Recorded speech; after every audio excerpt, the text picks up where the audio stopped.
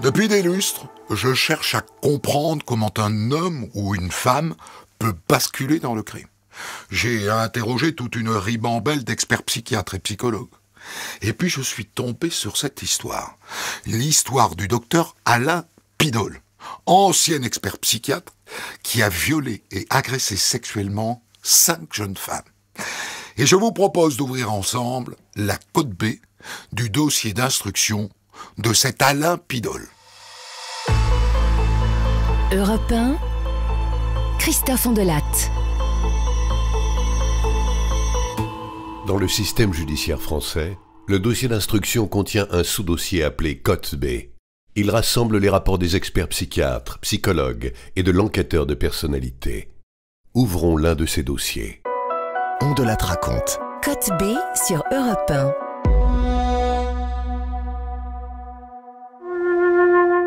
Au début des années 2010, le docteur Alain Pidol est psychiatre à Phalsbourg, en Moselle. Il a 60 ans et il dirige un centre de soins pour jeunes femmes anorexiques. En réalité, c'est sa zone de chasse. Ce psy est un prédateur sexuel. Il a violé 2 patientes et en a agressé sexuellement 3 autres.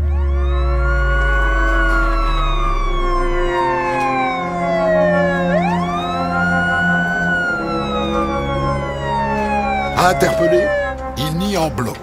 Et face à ses collègues psy, il fanfaronne.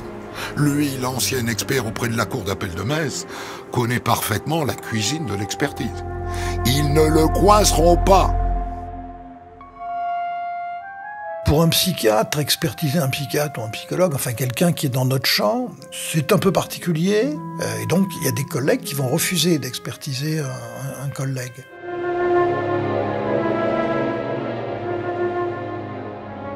Docteur Roland Coutenceau, expert psychiatre.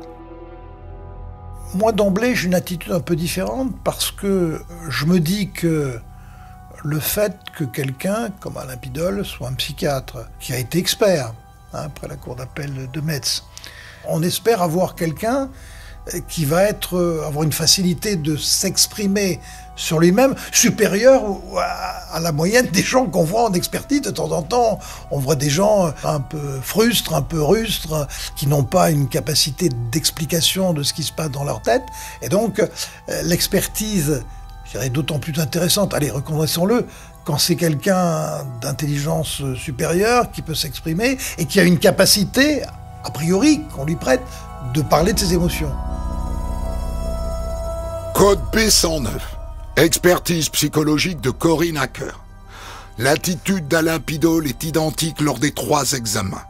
Il est parfaitement à l'aise, comme si nous nous connaissions de longue date. Il me noie dans un flot de détails de peu d'importance et ne supporte pas la moindre interruption de ma part. Il se justifie par le fait qu'il veut expliquer, alors qu'il n'explique rien. Alain Pidol, c'était un expert, un psychiatre créatif. Il avait fait une espèce de festival du film psy qui faisait un petit peu dans l'Est de la France. Donc, quelqu'un de créatif.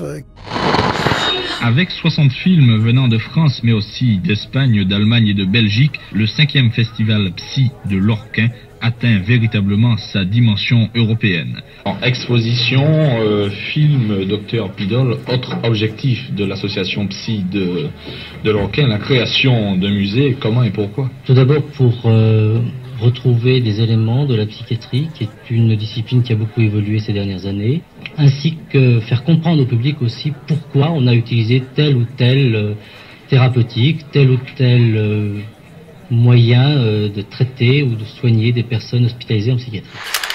C'est quelqu'un d'assez spontané, naturel, expansif, plutôt à l'aise, donc Alain Pidol. Donc on va dire dans le champ social une certaine assurance, une certaine aisance, une certaine capacité de parler.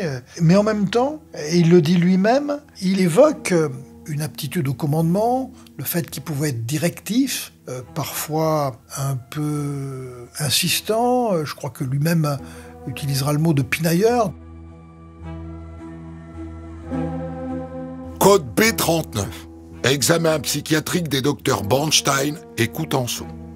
Après l'obtention de nombreux diplômes, notamment en pédopsychiatrie, Alain Pidol ouvre en 1995 une clinique médicale de 18 lits et crée 10 ans plus tard un lycée thérapeutique. Il indique « Un directeur a voulu me virer en me qualifiant soi-disant de nazi ».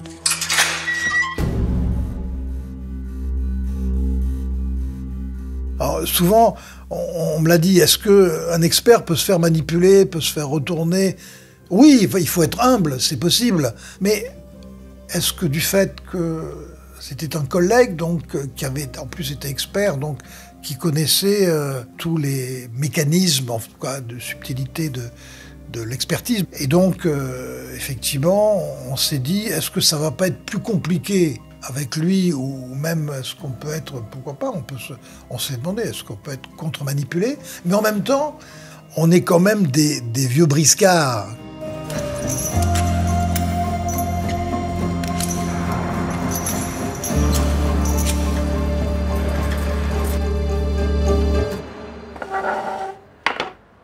Face au dernier psychiatre qui l'expertise, Alain Pidol tente encore de les manipuler. Et cette fois, il a un ascendant, parce qu'ils sont beaucoup plus jeunes que lui. Alors avant de rencontrer M. Pidol, en prenant connaissance des expertises précédentes, on a quand même l'impression qu'on peut avoir affaire à quelqu'un de manipulateur qui présente une toute-puissance de par ses fonctions professionnelles et qui a utilisé ses fonctions professionnelles dans le but d'assouvir ses propres pulsions. Docteur Alexandre Baratta, expert psychiatre. On se pose la question de qui va-t-on rencontrer? Je sais que je vais rencontrer quelqu'un dont la profession était d'évaluer des déviances sexuelles chez les auteurs de viols, d'évaluer la vulnérabilité chez des victimes. Il expertise également des victimes, donc son métier consiste à évaluer la vulnérabilité des victimes de sévices sexuels. Donc on peut s'attendre en effet à rencontrer quelqu'un qu'on peut qualifier dans le commun des mortels de pervers narcissique. C'est un terme très souvent galvaudé, mais pour lui en tout cas on a l'impression que ça peut s'appliquer.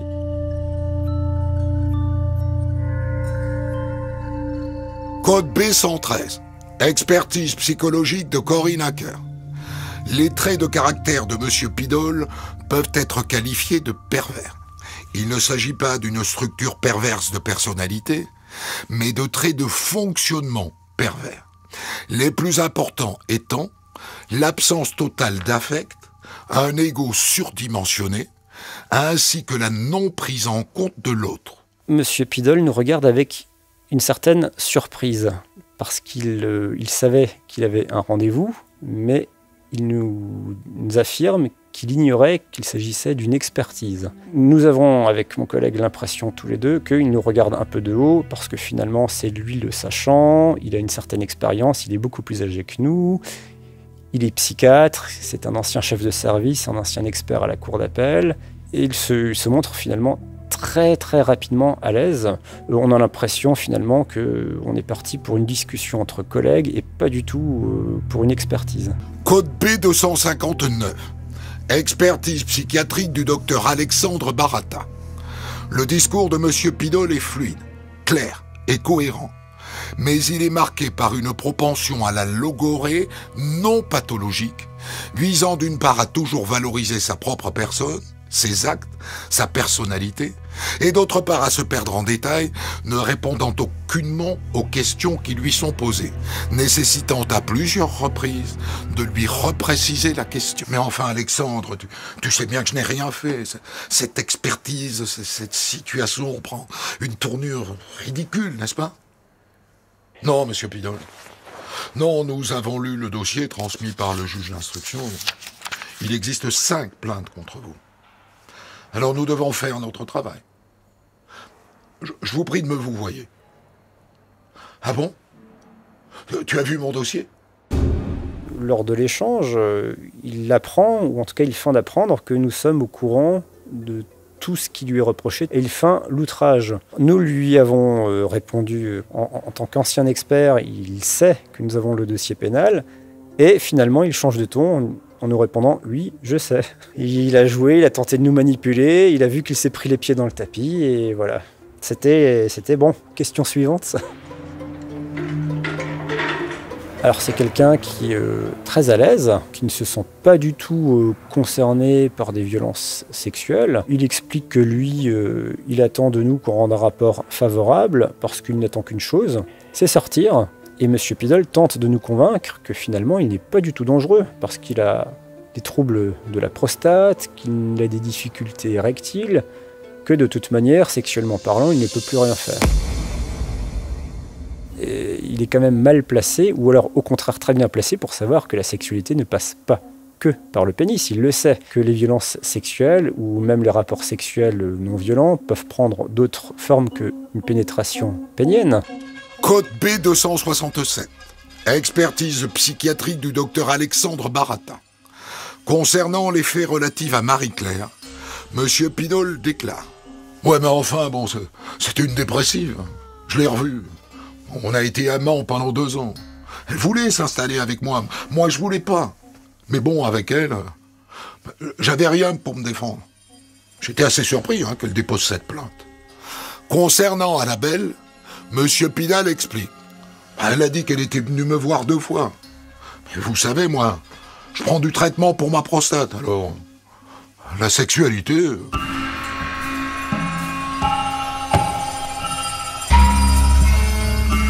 L'une de ses victimes, qu'il avait ramenée dans son petit appartement à Strasbourg, avait en plus été droguée. Il lui avait administré des psychotropes. Donc il y avait une soumission chimique. La jeune fille s'est endormie et alors il n'a pas eu de rapport sexuel à proprement parler, de pénétration pénienne. Néanmoins, pendant de longs moments, il l'a caressée sur tout le corps, y compris les zones génitales. Donc l'absence d'érection n'empêche pas le passage à l'acte. Mais ça, il le sait très bien. Il a juste essayé de nous prendre pour des jeunes sans expérience. Il a essayé de nous enfumer en pariant sur le fait que probablement on passerait à côté de ces affirmations et qu'on les prendrait pour argent comptant. Si nous avons été désignés comme experts avec mon confrère, c'est que nous avons quand même les compétences pour évaluer quelqu'un qui est condamné pour des faits de violence sexuelle, y compris s'il est psychiatre, y compris s'il s'agit d'un ancien expert.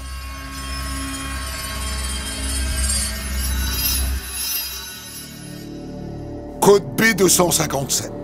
Expertise psychiatrique du docteur Alexandre Baratta. Les victimes de M. Piddle sont au nombre de 5. Marie-Claire, une ancienne patiente, violée tous les jours courant 2006. Puis en 2012, il impose à Annabelle un rapport sexuel dans son appartement.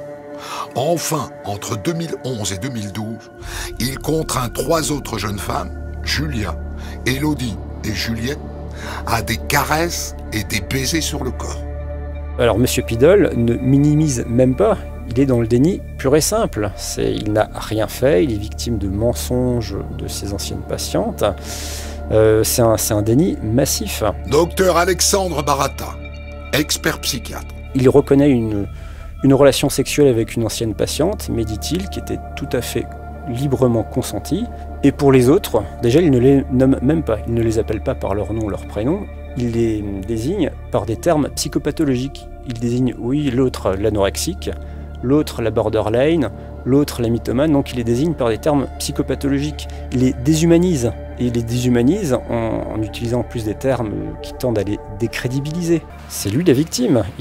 Il opère une inversion des rôles. Il est victime d'avoir été l'objet de fantasmes sexuels de ses anciennes patientes, parce qu'il explique que finalement, ces anciennes patientes, il lui aurait fait des avances sexuelles, notamment lors de ses consultations, qu'il aurait refusées, parce qu'il se présente, vous vous rendez compte, j'avais 45 ans, je suis un homme marié, je ne vais pas succomber comme ça aux appels de mes patientes, je suis quelqu'un de bien.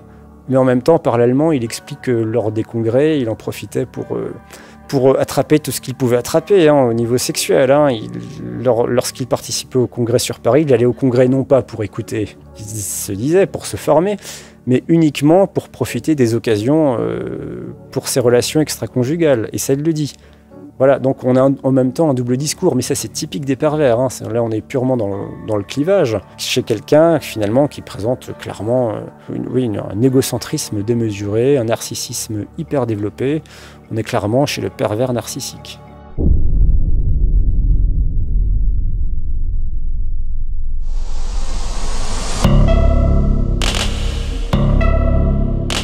Alors, où Alain Piddle trouvait-il ses victimes? Eh bien, parmi ses patients. Il s'était même construit une réserve de chasse pour assouvir ses appétits sexuels.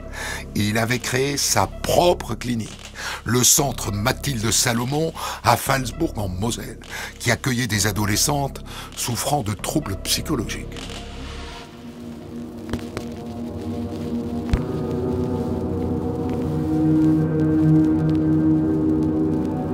En tant que médecin et que psychiatre, il a le devoir de protéger les enfants, les mineurs, les enfants en danger. Là, non seulement il ne les protège pas, mais en plus, le prédateur, c'est lui. Monsieur Pidol n'a pas violé n'importe quelle victime. Il a violé d'anciennes, voire des patientes qu'il avait en charge. Il était quand même chef de service d'une unité, l'unité Mathilde Salomon, qui était destinée à prendre en charge notamment des jeunes filles victimes de viol. Donc il avait quand même un bassin de recrutement très particulier. Certaines étaient mineures et la plupart étaient victimes de sévices sexuels. Et on peut utiliser le terme d'attaque. Il s'est quand même attaqué à des personnes très vulnérables sur lesquelles il avait une emprise. Il savait qu'il avait une emprise. Dans son comportement, il a pu être présenté comme quelqu'un qui pouvait être charmant, mais aussi qui pouvait être odieux. Et notamment extrêmement dur avec certaines personnes du centre. Laure Desforges, avocate de Marie-Claire, une victime. Il avait donc du personnel qu'il avait lui-même sélectionné. Il pouvait les traiter comme des chiens, je reprends l'expression, parce que c'était quelqu'un qui était très autoritaire aussi, très sûr de lui et qu'on ne remettait pas en cause, qu'il était arrivé au sommet de la hiérarchie. Il ne pouvait pas être plus haut. Donc il se pensait certainement tout permis et il a franchi les limites assez tôt, à mon avis, mais voilà, il n'avait plus de frein, j'ai l'impression, dans ces dernières années. Il avait organisé autour de lui tout un système de fonctionnement qui faisait que les personnes qui travaillaient avec lui étaient souvent redevables. Donc tout lui était permis. Et les petites claques sur les fesses, les mains parfois un petit peu baladeuses, le fait d'emmener des jeunes filles au restaurant, de les emmener faire des courses, d'aller faire des photos de nus dans la forêt pour des raisons artistiques. Ça choquait moins, curieusement, parce qu'on a l'impression que tout le monde s'était un peu habitué à ce mode de fonctionnement. Il était capable de proposer à des jeunes filles qui avaient été les patientes de venir travailler, notamment celle qui a porté plainte, la première entre guillemets, et qui a été extrêmement choquée. C'était une jeune fille extrêmement fragile et qui lui faisait toute confiance. Il lui a proposé de faire du ménage chez lui et il lui a proposé après de boire du champagne. Et c'est ensuite que ça a dérapé. Un des médecins qui est interrogé de son entourage, qui le soutient, qui explique que oui, c'est vrai qu'il avait des pratiques qui n'étaient pas toujours conventionnelles, mais c'était un excellent médecin. Alors quand le juge d'instruction lui dit « Et pour vous, servir du champagne ?» Ah oui, là c'est peut-être un peu limite. Le docteur Pidol, c'est le loup dans la bergerie, en quelque sorte. Alexandre Chevrier, avocat général. Il est le chef. Il n'y a personne en face de lui pour s'opposer. Ces patientes constituent une sorte de vivier dans lequel il peut puiser selon ses appétences, selon ses préférences, pour satisfaire ses besoins, ses envies sexuelles. Le Dr Pidol, il a une sorte de mode opératoire, une manière d'approcher ces différentes victimes qui est toujours à peu près la même. Il va choisir une de ses patientes qui deviendra en quelque sorte sa protégée, sa préférée. Il instaure avec elle une relation de proximité, en l'emmenant au restaurant, en l'invitant chez lui, en l'emmenant à des expositions, etc. Et puis on trouve petit à petit des comportements physiques de type câlin, des bisous, des petites tapes sur les fesses, voilà, des comportements qui deviennent de plus en plus déplacés. Et puis le docteur Pidol, il est toujours là, il se rend indispensable, il est omniprésent. Et donc elles perdent complètement leur rapport à la réalité, leur repère aussi. De toute façon, elles sont dans une situation de grande vulnérabilité, de grande fragilité. Et tout ça fait qu'elles sont dans l'incapacité de s'opposer aux agissements, aux propos, aux comportements de nature sexuelle du docteur Pidol. C'est une forme d'emprise qui s'instaure petit à petit, insidieusement, sorte de piège qui va se refermer sur elle. Ordonnance de mise en accusation. Interrogée sur les agissements du docteur Pidol, l'une de ses victimes, Élodie, raconte. J'ai été violé il y a 6 ans. Il disait qu'il voulait me faire réagir. Une fois, il a posé sa tête sur mes cuisses en me demandant ce que ça faisait d'avoir sa tête sur mes cuisses. Et il a fait ça plusieurs fois. Vu ce qui m'est arrivé, je peux pas avoir de relation avec un garçon. Alors il avait décidé que je devais me masturber. Il avait même rédigé une ordonnance où il a inscrit cette prescription. Le docteur Pidol voulait que je le prévienne quand ça arrivait pour fêter ça avec une bouteille de vin. Alors, elle se rend compte assez vite que le docteur Pidol a ses préférences, ses chouchous dont elle fait partie, ses préférés. Elle passe toujours beaucoup de temps dans son bureau. Il a un comportement qui est, comme il dit lui-même d'ailleurs, assez limite. Il n'aime pas être dans les clous, il aime bien avoir une façon de soigner qui est un peu hors norme. Et les entretiens sont longs, il parle de tout et de rien. Et elle ne trouve pas suffisamment de ses problèmes personnels pour lesquels quand même elle est là. Alors certes, il la valorise, mais il y a aussi beaucoup de propos salaces.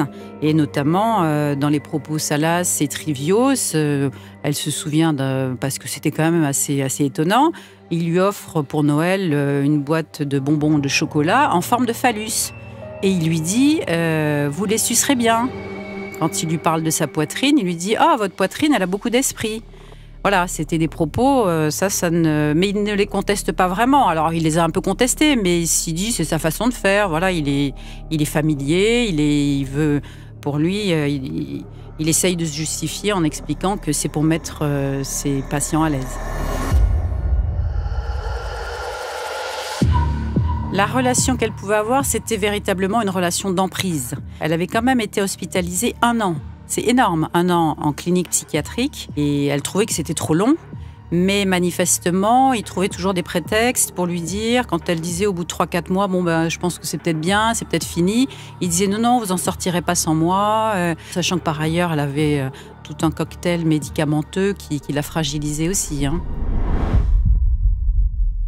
Alors pourquoi elle s'est constituée partie civile? Parce qu'elle était victime de viols, et de viols au pluriel, mais qui se sont déroulés le jour où elle est sortie de l'hôpital psychiatrique. Mais le soir où elle part, le docteur Pidol lui dit non, mais je vais vous accompagner, je vais vous emmener. Il a absolument tenu à l'emmener à son hôtel, lui emmener ses affaires alors qu'elle avait prévu de prendre une ambulance. Et lorsqu'ils sont arrivés, il a absolument voulu monter dans la chambre avec elle. Elle n'osait pas trop dire non, mais arrivée dans la chambre, elle espérait qu'il allait partir. Et puis finalement, il s'est installé. Et très rapidement, c'est lui là qui l'explique. Ce n'est pas sa version bien sûr à elle. Il dit, on s'est déshabillés tous les deux. Et moi, j'avais un slip où c'était marqué « oui, non ». Ce qui voulait dire, si elle n'était pas consentante, il suffit qu'elle montre les petites bulles où il y avait non. Bien évidemment, ma cliente n'a jamais vu de slip de cette nature, et cela ne s'est absolument pas passé comme ça, puisque très brutalement, il l'a empoignée et ça a duré quelques minutes.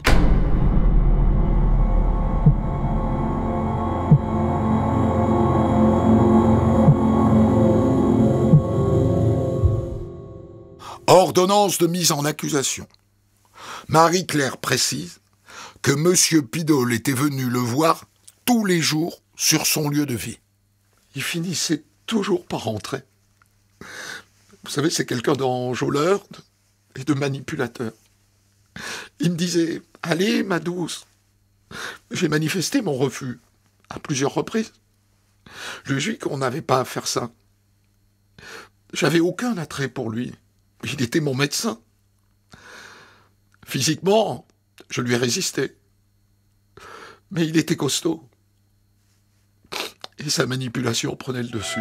Quand il a été interrogé, il est bien sûr, comme il le dit, et je vous le dis, il n'est pas tombé des nues. Il a dit « je suis tombé sur le cul ». Voilà, c'est sa façon de s'exprimer. Devant un juge d'instruction où il est accusé quand même d'agression et de viol. Et il explique que non, il avait une relation parfaitement consentie. Et il vous explique dans la même audition, en l'espace de 5 minutes, que cette personne était quand même arrivée dans un coma psychiatrique. Donc si on est dans un coma psychiatrique, c'est son expression, c'est qu'a priori on n'a pas toutes ses facultés. Déjà que pour une victime, j'ai envie de dire classique, qui n'a aucun problème de personnalité, c'est déjà souvent extrêmement difficile, mais dans ces cas-là, c'est encore plus dramatique.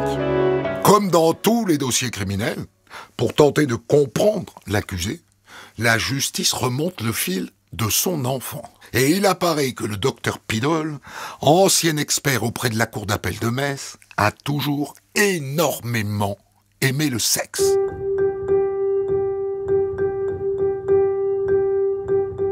Code B38. Examen psychiatrique des docteurs Bornstein et Coutenceau. Le père d'Alain Pidol est décédé il y a une vingtaine d'années. Sa mère, âgée de 86 ans, a été coiffeuse. Il était l'aîné d'une fratrie de 3 enfants. Il rapporte une enfance agréable. Adolescent, il chantait dans les boîtes privées et se définit un peu glandeur. Il faisait du patin à roulettes et séchait les cours. Au cours de ses années de médecine, il a soutenu une thèse sur la psychothérapie dans le cas de masochisme et de voyeurisme. Monsieur Pidol connaît sa première relation sexuelle lorsqu'il est en classe de terminale à Strasbourg. Docteur Alexandre Baratta, expert psychiatre. Et là, c'était la cousine d'un copain, donc il explique que c'était bien, que c'était satisfaisant. Et ensuite, avant sa seconde relation, qu'on peut qualifier de relativement stable, il multiplie les partenaires sexuels. Il décrit notamment une époque libertaire et libertine. Et pendant cette même période, il est moniteur de colonies de vacances dans la Loire. Il encadre notamment des jeunes adolescentes. Et il est moniteur sur une période de 12 ans. Il est légitime de se poser la question, connaissant sa propension aux consommations sexuelles tout azimut, de ce qu'il a pu se passer lorsqu'il était moniteur. D'ailleurs, lui-même le dit, lorsqu'il était marié, il a multiplié les relations extra-conjugales qui étaient manifestement connues des épouses. En effet, multiplier les relations extra-conjugales comme il le fait n'est pas un crime. Toutefois, il profite de son aura, il dégage quand même une certaine aura, une certaine prestance, pour séduire des jeunes collègues psychologues.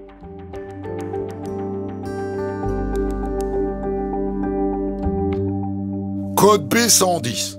Expertise psychologique de Corinne Hacker. Après une époque libertaire et libertine, en 1972, il épouse une femme, professeure de mécanique dont il aura 3 enfants. Après en avoir divorcé en 1981, il se marie avec une infirmière de son service, de 10 ans sa cadette. De cette union naîtra une fille. Oui, c'est quelqu'un qui manifestement avait une addiction au sexe. Laure Desforges, avocate de Marie-Claire, une victime. Ça semble assez évident parce que il avait construit, élaboré un système pour avoir, et je reprends l'expression de ma cliente, un cheptel à disposition. Et c'était, quand c'était pas l'une, c'était l'autre. Il y avait pas mal de personnes avec qui elle sentait des relations privilégiées. Et quand ma cliente a appris qu'il avait monté cette clinique pour anorexique, elle s'est dit « Oula, ça va être la catastrophe ». Elle l'avait anticipé, entre guillemets, parce qu'elle avait été elle-même victime avec d'autres. Et elle s'est dit, mais s'il y a une clinique pour adolescentes, il aimait bien les profils anorexiques et jeunes.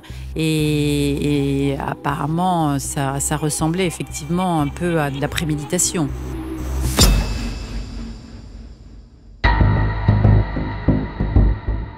Code B114. Expertise psychologique de Corinne Hacker. En tant que psychiatre et chef de service, Alain Pidol a fonctionné dans la démesure et dans la toute-puissance la plus totale, sans la moindre limite, sans la moindre prise en compte d'autrui. Il a oublié les limites en cédant au vertige de l'orgueil. Il fait ce dont il a envie au moment où il a envie, sans se soucier ni de rien, ni de personne, si ce n'est de sa propre jouissance. En 2018, après 3 années de détention provisoire, Alain Pidol comparaît libre devant la cour d'assises du Bas-Rhin. Il fait face à 5 anciennes patientes. 3 l'accusent d'agression sexuelle et 2 de viol. Dans le box, l'ancien expert n'affiche aucune empathie pour ses victimes. Il ne mesure absolument pas que la cour d'assises de Strasbourg est là pour juger ses crimes. La cour! Au cours du procès, il se présente très à l'aise. À un moment donné, il s'est mis à manger des gâteaux en faisant du bruit. Et ça a tellement choqué son avocat, qui lui a dit d'arrêter parce qu'il y avait une des victimes qui s'exprimait à ce moment-là. Et ça montrait à quel point il tenait en peu de considération ses victimes. Ce qui est marquant dans les tout premiers moments de l'audience, quand apparaît le docteur Pidol à la barre des accusés, c'est une sorte quand même de concordance entre les éléments du dossier qui sont extrêmement nombreux et très précis, notamment sur sa personnalité, et les premières impressions qu'il peut susciter. Le docteur Pidol, dès le début, apparaît très à l'aise à la barre, il comparaît libre. Il peut donner le sentiment d'être un peu hautain, un peu méprisant même, dans ses premiers instants qui sont ceux de cette audience. Pendant les débats, dès le départ, il prend des notes, il noircit des pages. À aucun moment, il ne regarde les victimes ou les parties civiles quand elles déposent à la barre. Et il paraît assez indifférent à leurs propos, à l'émotion qu'elles expriment au moment de leur déposition. Il apparaît, ou il donne ce sentiment-là, en tout cas, d'être sans affect, imperturbable, insensible aux différentes dépositions de ces jeunes femmes qui se succèdent pour témoigner à la barre. Et il y avait un mélange assez curieux pendant les interrogatoires le concernant, de suffisance certes, mais aussi il pouvait être capable de donner des réponses qui l'enfonçaient. Donc il parle beaucoup, parfois ça n'a pas tellement d'intérêt, comme si il était à la fois conscient qu'il allait quelque part, la sentence serait quand même lourde, qu'il devrait payer entre guillemets, mais par ailleurs il pouvait avoir un certain dédain et une certaine légèreté et désinvolture lorsqu'il répondait aux questions. C'est assez surprenant parce que on a l'impression qu'il ne réalise pas forcément l'enjeu dans la mesure où c'est quelqu'un qui avait l'habitude de faire des conférences, qui était applaudi. Souvent, c'était celui qui était le plus applaudi, qui était vraiment tout en haut de l'échelle. Et il mesure pas la gravité. Alors, bien évidemment, il minimise, il conteste. Quand il y a des mains un peu baladeuses, il dit bah oui, je suis familier, mais les gens, les personnes dans cette situation ont besoin de contact parce que ça les rassure, c'est ma façon de fonctionner. Sauf que là, sa façon de fonctionner est très gênante puisque ça dérape complètement. L'ancien expert psychiatre Alain Pidol est finalement condamné à 13 années de réclusion criminelle. Et la cour d'assises ajoute des circonstances aggravantes, car les actes ont été commis sur une personne vulnérable, par une personne abusant de l'autorité que lui conférait sa fonction. Sa femme qui était présente dans la salle d'audience se met à pleurer, à hurler en disant qu'elle ne croit pas en la justice, et lui reste très calme. On a l'impression que son inconscient parle à l'énoncé du verdict parce qu'il ne réagit pas vraiment. Non pas qu'il soit sonné, mais il a l'air de le prendre avec un certain détachement ou un certain calme. Alors, il faut savoir aussi qu'à plusieurs reprises, c'est ma cliente qui me l'a raconté, il disait qu'il voulait être dans un monastère, qu'il voulait être seul. Comme si il avait des pulsions qu'il n'arrivait pas à réfréner et comme si par moments il se disait, tout en se rendant compte que c'était grave ce qu'il faisait, qu'il valait mieux qu'il soit seul.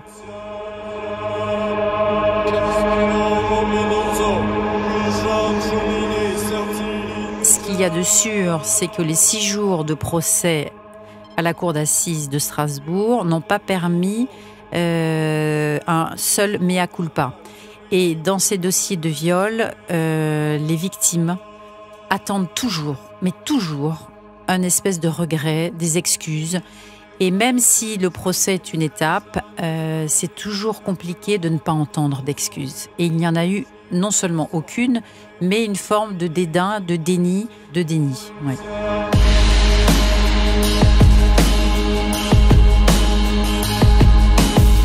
Code B289.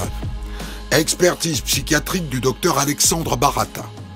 Ala Pidol présente une dangerosité criminologique en milieu libre. Globalement, cette dangerosité reste limitée.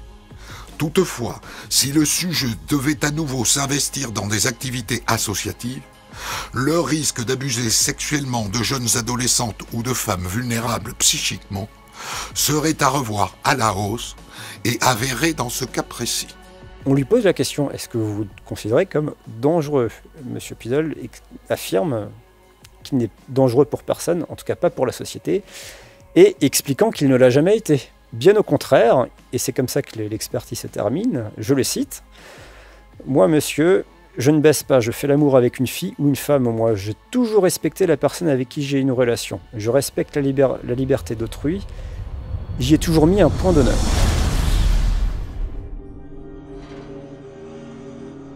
Alors non seulement il n'a aucune culpabilité, mais c'est une victime. Ce sont ces jeunes patientes qu'il a violées qui devraient en ressentir la culpabilité. C'est ce qu'il nous dit en fait. Ah bah, ça pèse dans les conclusions de l'expertise, la négation des faits condamnés, l'absence de toute motivation à s'intégrer dans un suivi, l'absence de remise en cause, une personnalité perverse.